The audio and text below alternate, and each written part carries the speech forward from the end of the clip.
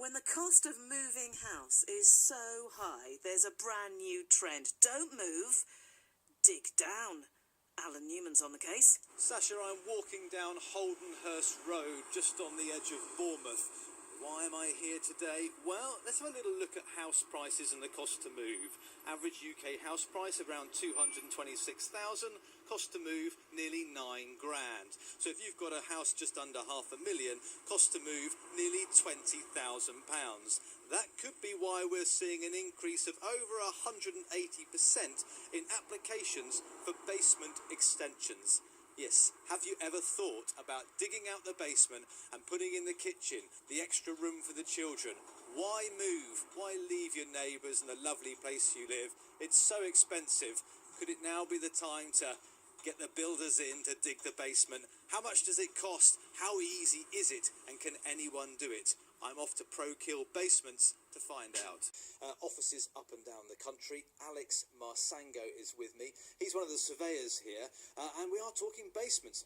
The bottom line, and I've got a whole bunch of really straightforward questions for you, Alex. My first one is this. Can anybody, if you own your own property, sensible, go for a basement conversion? In essence, yes, they can.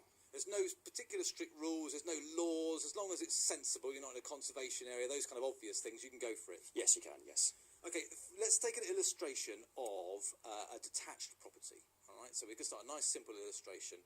When you want to dig down, does this client come to you and sort of say, this is what I want, and you work out the budget? Can you go 2 floors down? What are the rules? Yes, you can. Ultimately, it's down to the person who's wanted to expand their property. What we're generally finding is that people are normally starting off with a single-storey extension. Those people who have the slightly larger budget are potentially looking at going down multi-level, but we generally advise to start off with a single and then look to progress from there. Well, how do you start digging a hole without knocking my house down? Yeah, well, the first thing that we would recommend is that what we can do for you is actually put you in touch with your local planning officers, just to see whether or not you do actually need planning. If you don't need planning, then it's always worth speaking to the Building Regulations Department. And then after that, what we can do for you is we would put you in touch with some structural engineers who would come round to do a site assessment to assess the feasibility of actually digging down. So once you have that all approved, then we would actually look to excavate under your property. So we actually go out from the outside, not from inside, as a lot of people may often think. And what's involved is excavating from the outside, opening up, putting in supports, and then introducing something which looks a little bit like a conveyor belt to actually take away the waste, earth, or whatever rubble you have from underneath your property.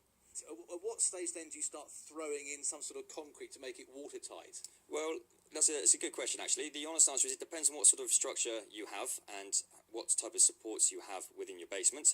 There are different options available to you. I won't bore you with the different British Standard codes which cover this, but there are different options depending on what finish you would actually like.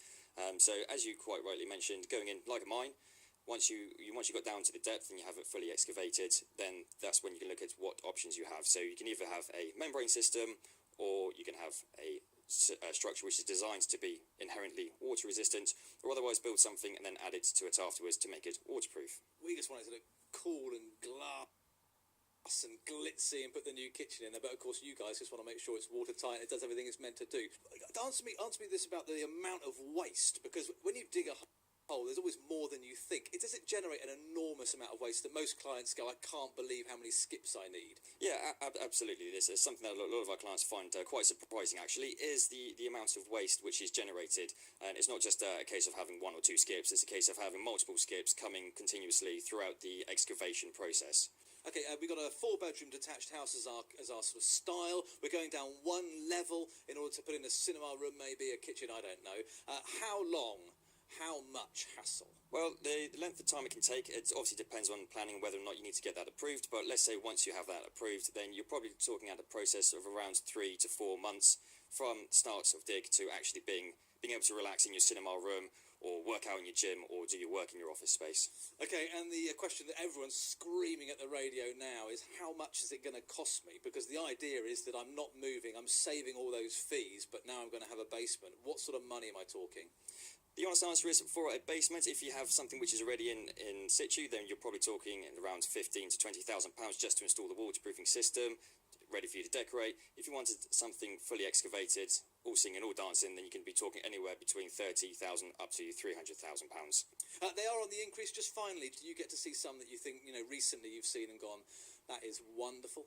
Yeah, absolutely. There's one quite recently which we attended up in Reading, and the client wanted to excavate, which we did, and put all the supports in and fully refurbished the basement once complete. So it had nice glass opening doors out into a light well. The clients installed a lovely cinema with 12 seats in there, it's a lovely surround sound system, and it was definitely the envy of the street. More than £30,000.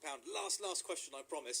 The presenter of this show, Sasha, said to me that she heard a rumour once that with good basement conversions, sometimes they leave the digger and they bury it. Now, it's an urban myth. I looked online. When you go down 2 floors, have you ever heard of anyone leaving the digger?